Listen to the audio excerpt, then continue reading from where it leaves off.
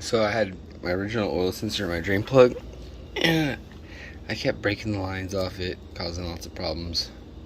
So I bought a new drain plug, blue anodized one. Actually, it looks pretty cool too.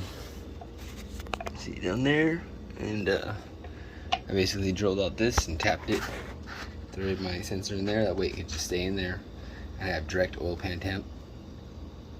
And I got lucky because my clutch basket bolt, the crown bolt, was loose. So I was able to get that tightened up before any problems happened. I always get lucky and just find the problem before, I guess, it surfaces. It's kind of neat. That's the benefit of taking a motor apart. Always checking stuff. So anyways, it's gonna be cool.